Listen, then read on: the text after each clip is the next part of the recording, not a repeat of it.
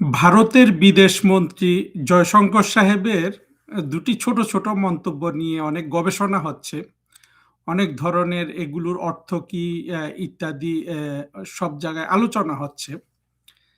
আমি বিষয়টা নিয়ে ভিডিও করতে চাই নাই। কিন্তু কিছুক্ষণ আগে দেখলাম জঙ্গি জাহেদ একটা ভিডিও করেছে সেখানে করে জঙ্গি জাহেদ তার শেখ হাসিনা সম্পর্কিত যেই ঘৃণা, সেই ঘৃণা এখন উগরে দিয়েছে। সে তারপরে মন্তব্য টেনেছে যে জয়শঙ্কর সাহেব ফাম্বলিং করছেন। ফাম্বলিং উম কোথায় করলো আমি দেখলাম না। এবং ভারত শেখ হাসিনাকে এখন ভারতে রাখতে নিমরাজি। এইটা জঙ্গি জাহেদের আপনার উপসংহার ছিল। দেখেন, এই জঙ্গিগুলা জাহেদ এবং ইত্যাদি এদের যারা স্বগোত্রীয় লোক আছে, পিনাকি ইত্যাদি, সব সময় তাদের পাণ্ডিত্য দিয়ে তাদের এই ধরনের আপনার কি বলবো যে কুযুক্তি দিয়ে, অজ্ঞানতা দিয়ে এরা কিন্তু গত ১০ বছর বা ৮ বছর, ৯ বছর ক্যাশ করেছে বাংলাদেশের মানুষের সেন্টিমেন্টকে। তো এখনো আর সেটা হবে না, কিন্তু তারপরও এরা কিন্তু থেমে নাই। হুম। তো আমি সংক্ষেপে প্রথমে ডক্টর জয়শঙ্কর সাহেবের কথাগুলো, দুটো কথার কি মানে হতে পারে সেই জায়গায় একটু বলি। দেখুন, ডক্টর জয়শঙ্কর কি বলেছেন। উনি বলেছেন যে আমরা শুনেছি যে বাংলাদেশে নির্বাচন নিয়ে মানুষের একটা ক্ষোভ আছে, সেই জন্য তাহলে একটা ভালো নির্বাচন হলেই হয়। উনি শুনেছেন কোথা থেকে? এটা কি আপনারা চিন্তা করেছেন? না, উনি শুনেছেন, উনি আকাশ থেকে শুনেন নাই।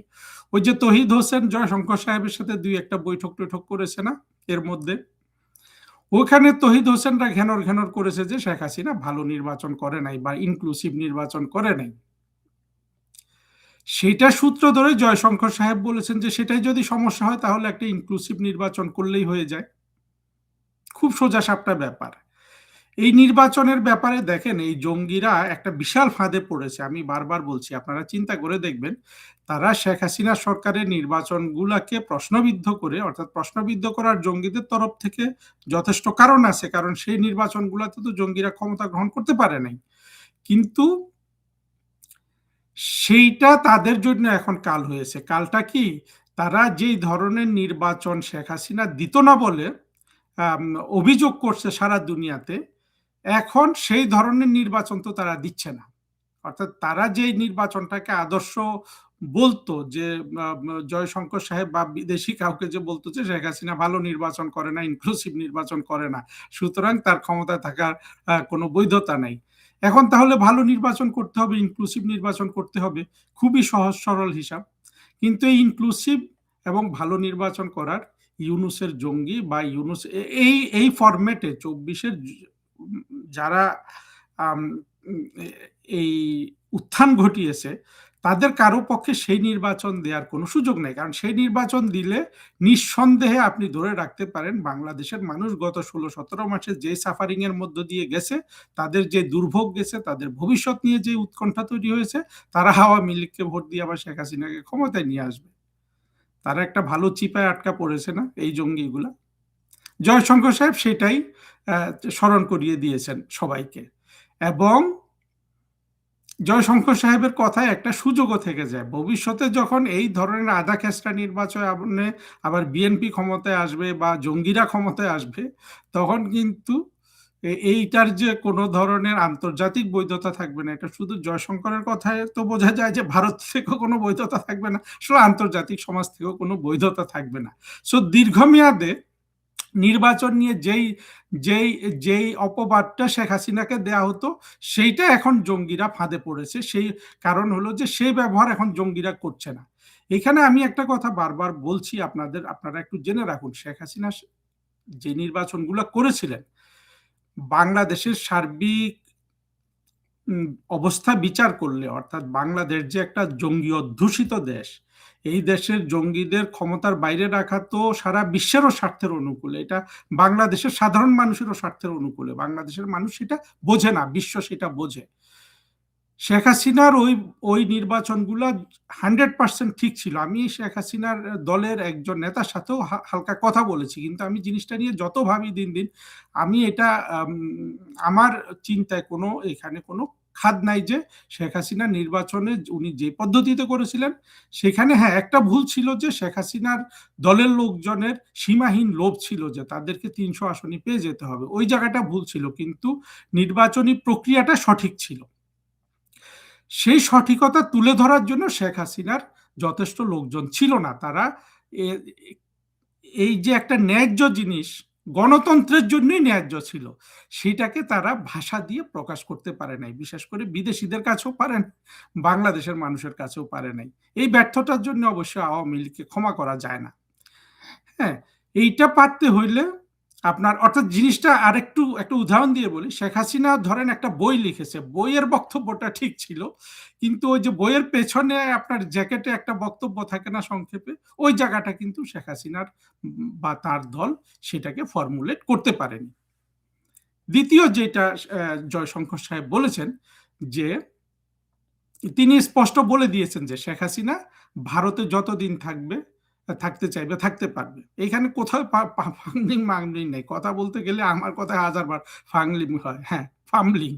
ওই জঙ্গি জাহেদের কথায় ফামলিং হয় না, ওই জন্য ওকে ক্রেডিট দেওয়া যায়, কিন্তু বাকি জায়গায় আসছি। এইখানেও জয়শঙ্কর সাহেব স্পষ্টভাবে, ওরা যে 2 দিন পর পর একটা করে চিঠি দেয় না ভারতকে যে শেখ হাসিনাকে ফেরত দেন, উনি এখন কনভিক্টেড, এগুলা বলে না, আসলে ওই জয়শঙ্কর সাহেবের কথা থেকে এই যে এদের চিঠিগুলা যে একেবারেই মানে অতি দুর্বলের প্রকাশ, এবং এগুলোর যে কোনোই মূল্য নাই ভারতের কাছে, ওইটা উনি বুঝিয়ে দিয়েছেন প্রকাশ্যে। এই এই দুটা জিনিস হলো যে এইখানে সিগনিফিক্যান্ট, অর্থাৎ প্রধানমন্ত্রী শেখ হাসিনাকে ওই যে এখানে একটা ক্যাঙ্গারু কোর্ট বসিয়ে মৃত্যুদণ্ড দিয়ে, ভারতকে একটা চিঠি দিয়ে নিয়ে এসে মানে ফাঁসি দড়িতে ঝুলিয়ে দিবে, এগুলো হলো যে জঙ্গিদের এইসব দিবা স্বপ্ন, স্বপ্নর মধ্যে জয়শঙ্কর সাহেব আপনার মানে কি বলে পানি ঢেলে দিয়েছে আর কি। তারপরে আমি এখানে আসলে বক্তব্যটা শেষ, কিন্তু বাংলাদেশের মানুষ যেহেতু বেজায় অশিক্ষিত, সবাই যেহেতু জঙ্গি অধ্যুষিত, তাদের জন্য আমি আরো 2-3টা কথা বলতে চাই। সেটা হলো দেখেন, আমাদের আপনি দেখবেন ভারতের প্রথম কথা হলো ভারত, পাকিস্তান, বাংলাদেশ, আমাদের এই দক্ষিণ এশিয়ার ভারত উপমহাদেশ যেটা ছিল এককালে, যেটা আসলে অখণ্ড ভারত ছিল, সেখানে তো এখন 3টা রাষ্ট্র। 3টা রাষ্ট্রের মধ্যে পাকিস্তান হলো আপনার ইসলামিক প্রজাতন্ত্র। তাদের জঙ্গি আছে, কিন্তু সেই জঙ্গি তাদের বোতলের মধ্যে ভরা, অর্থাৎ তারা যে সেই রাষ্ট্র যারা চালায়, সামরিক বাহিনী বলুন কিংবা আমলাতন্ত্র বলুন, তারা সেই জঙ্গিগুলোকে কিন্তু বোতলে অর্থাৎ তারা সিরাপের মতো ইউজ করে আর কি, একটু খায়, একটু ব্যবহার করে, মানে ভালোভাবে ব্যবহার করতে পারে। আর বাংলাদেশ হলো জঙ্গি শাসিত, জঙ্গি জঙ্গি অধ্যুষিত একটা রাষ্ট্র হয়ে গেছে। এইটা আমাদের জন্য চরম লজ্জার যে পাকিস্তান, যে রাষ্ট্র থেকে আমরা বেরোয় আসলাম, তারাও জঙ্গিদেরকে নিয়ন্ত্রণ করতে পারে, নিয়ন্ত্রিত পদ্ধতিতে ব্যবহার করতে পারে, আমরা জঙ্গিদের হাতে পুরোপুরি আত্মসমর্পণ করে বসে বসে গেলাম। এই দুটো হলো ভারত, বাংলাদেশ আর পাকিস্তানের বিষয় বুঝতে হবে। আর ভারতও কিন্তু বুঝতে হবে যে এই উপমহাদেশের কোনো দেশই আদর্শিকভাবে শ্রেষ্ঠ প্রজ্ঞার পরিচয় কোনো জায়গায় দিতে পারেনি। হ্যাঁ, সুতরাং ভারত যে 100% জ্ঞানী গুণীদের দেশ, এটাও কিন্তু সত্য না। পাকিস্তান আর বাংলাদেশ তো বোঝাই যাচ্ছে।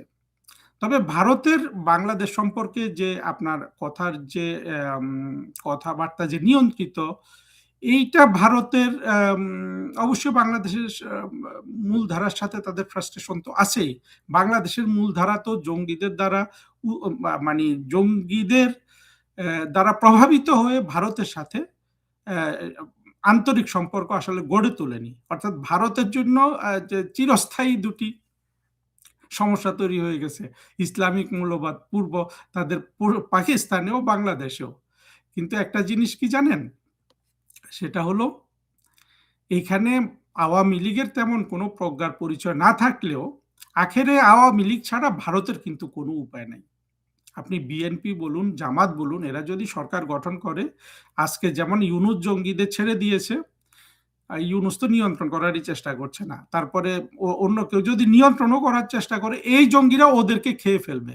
হুম, জঙ্গিরা জঙ্গিদের নেতাদের মেরে ফেলে, জঙ্গিতন্ত্রে কোনো শান্তি নেই।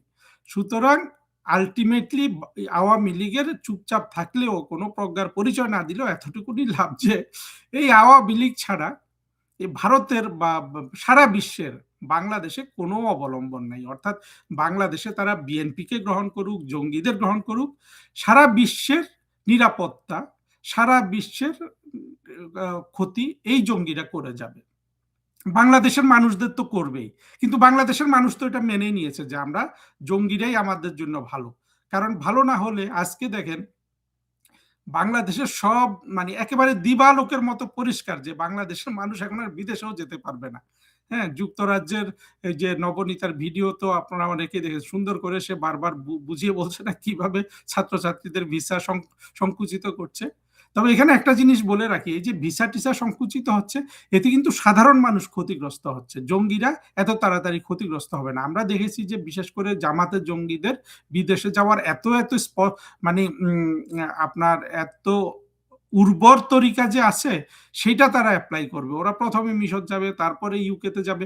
আপনি জঙ্গিদেরকে কিন্তু পৃথিবী ঠেকিয়ে রাখতে পারবে না, কিন্তু ক্ষতিগ্রস্ত হচ্ছে বাংলাদেশের সাধারণ ছাত্রছাত্রীরা, সাধারণ মানুষ। এখন তো ছাত্রছাত্রী বলতে কিছু নাই, ইউনূস তো ছাত্রত্বও তুলে দিয়েছে, তাই না? তো আমাদের জিনিসটা হলো কি, বাংলাদেশের মূলধারার জন্য আমি বারবার যেটা বলি, আপনাদেরকে প্রজ্ঞার জায়গায় যেতেই হবে। যেমন ইলেকশন নিয়ে আমার আজকে মনে পড়লো যে মোমেন সাহেব আমেরিকানদের কি বলতো যে যে না, তোমাদের ইলেকশনও তো 10% 15%-এর বেশি উপস্থিতি হয় না, তা আমাদের ইলেকশন নিয়ে তোমরা এত কথা বলো কেন? দেখেন, আমাদের প্রজ্ঞাটা কোনো পর্যায়ে কাজ করে না। মোমেন সাহেব যে অ্যান্সারটা এখানে দিয়েছিলেন সেটা রাশিয়া দিতে পারে, রাশিয়ার জন্য ঠিক আছে। আপনার সেটা টু সাম এক্সটেন্ট মিশরও যদি বলে, কারণ মিশরেও তো এই ধরনের নির্বাচন হয়, সেখানে মিশরের জন্য ঠিক ছিল, কিন্তু মোমেন সাহেব বা বাংলাদেশের জন্য এটা ঠিক ছিল না। বাংলাদেশকে উচিত ছিল যুক্তরাষ্ট্র বলুন, ইউরোপ বলুন, ভারত বলুন, একেবারে আন্তরিকভাবে যেই গোদের উপর আমরা বসে আছি সেই গোদটা খুলে ধরা। সেটা হলো যে বাংলাদেশ স্বাধীনই হয়েছিল এই চরমপন্থী মৌলবাদীদের বিরুদ্ধে সংগ্রাম করে। অর্থাৎ বাংলাদেশ মৌলবাদী রাষ্ট্র হবে না, একটা আধুনিক গণতান্ত্রিক শান্তিপূর্ণ রাষ্ট্র হবে। সেইখানে সেই সংগ্রামটা আসলে খুলে বলা উচিত ছিল, কিন্তু এই জায়গায় আজ পর্যন্ত আওয়ামী লীগের কারো কোনো কথা আমরা শুনি না। এমনকি প্রধানমন্ত্রী শেখ হাসিনা বা সজীব ওয়াজেদ জয় যে এত ইন্টারভিউ দেয়, ওইখানে কিন্তু বাংলাদেশের যে মূল সমস্যাটা ওইটা ওনাদের কোনো কথাই কিন্তু ফুটে ওঠে না। এটা যে একদিনে ফুটে উঠলে যে সব লাভ হবে তা না, কিন্তু ওই জায়গাটায় ফিরে ফিরে যেতে হবে। ফিরে গিয়ে সারা বিশ্বকে ওই জায়গাটাই বুঝিয়ে বলতে হবে যে আমাদের মূল সংগ্রামটা হলো এই যে জগদ্দল পাথর, যেটাকে ইউনূস আজকে বাংলাদেশের কাঁধের উপর তুলে দিয়েছে। বাংলাদেশের অশিক্ষিত মূর্খ সাধারণ শ্রেণী, অর্থাৎ ধর্মান্ধ জনগোষ্ঠী, তারা পেটের ক্ষুধা সহ্য করতে রাজি, কিন্তু কতক্ষণ সেই ক্ষুধাটা সহ্য করবে? কিন্তু তাদের তো সুস্পষ্টভাবে সেই জিনিসটা বোঝার সুযোগ নাই। সুতরাং আমাদেরকে ওই জিনিসটা বুঝিয়ে বলতে হবে।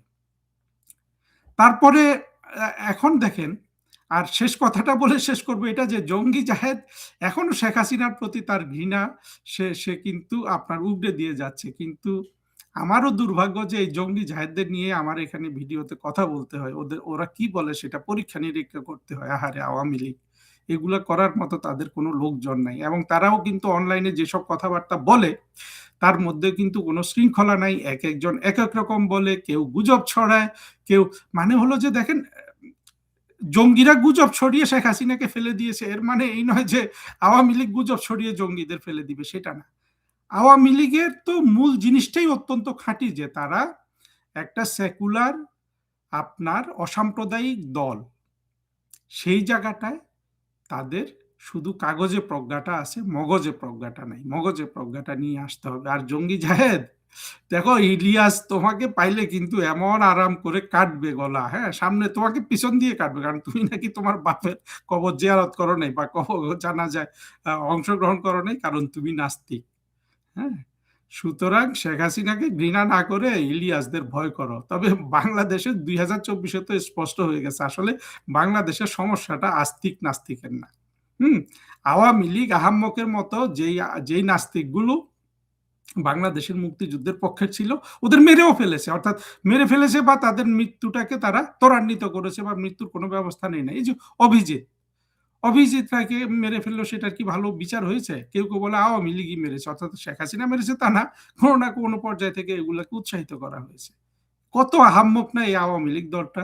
তার থেকে চিন্তা করেন, এই যে ফরহাদ মজার, তারপরে শফিক রেহমান, তালেয়া রহমান, সলিমুল্লাহ খান, এই যে অসংখ্য জঙ্গি, বদরুদ্দিন ওমর, এই যে জামাতকে সাপোর্ট করে, জামাত কি বুকে ধরে রেখেছে না এই জঙ্গিগুলাকে, একটাকেও কি মারছে?